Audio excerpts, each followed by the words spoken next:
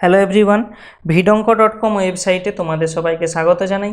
আমি সৌরভ দে, তোমাদের math tutor. এখানে দেখো যে প্রশ্নটি নিয়ে আলোচনা করব। এখানে আমাদেরকে একটি অধিবৃত্তের সমীকরণ দেওয়া আছে, কিন্তু সমীকরণটা কোনো স্ট্যান্ডার্ড ফর্মে নেই। আমরা যেভাবে অধিবৃত্তের সমীকরণ দেখতে অভ্যস্ত সেইভাবে নেই।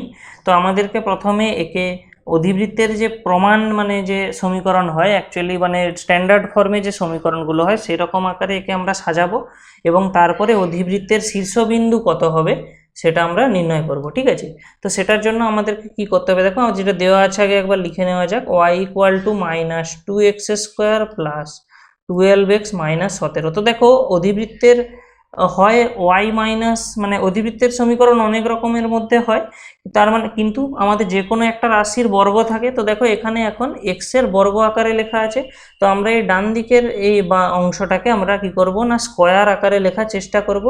তো সেই কারণে আমরা কি করব দেখো না y আমরা এখানে -1 কমন নিয়ে নিলে আমরা কি পেয়ে যাবো না 2x²। অ্যাকচুয়ালি মাইনাস আমরা 2 কমন নিয়ে নিতে পারি এখান থেকে, তাহলে -2 কমন নিয়ে নিলে অ্যাকচুয়ালি আমরা পেয়ে যাব ব্র্যাকেটের মধ্যে x² - 6x, কারণ এই 2 কমন গেছে, এবং লাস্টেরটা থেকে আমরা কত পেয়ে যাব না +17/2।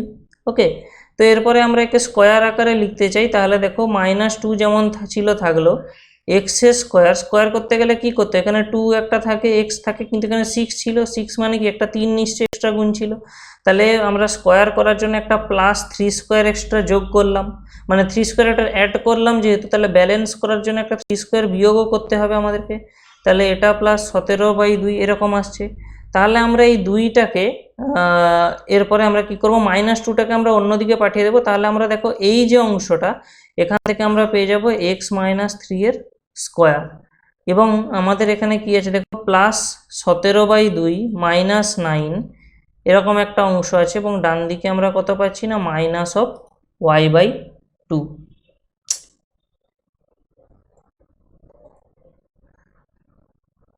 তাহলে আমরা এরপরে কি পাবো দেখো না x - 3 এটা তো যেমন ছিল আমরা রাখবো, এখানে আমরা কোনো চেঞ্জ করছি না।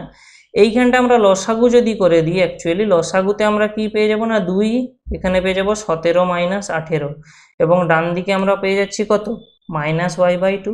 তাহলে আমরা অ্যাকচুয়ালি কি পাচ্ছি না x - 3 = আমরা কত পাবো দেখো -y/2। অ্যাকচুয়ালি এই অংশটায় আমরা পাবো -12, ওটা ডান দিকে চলে গেলে কত হয়ে যাবে +12। তাহলে আমরা এখান থেকে কি পেয়ে যাচ্ছি না x - 3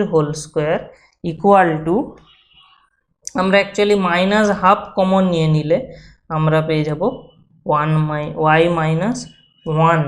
অ্যাকচুয়ালি দেখো আমরা যদি কোনো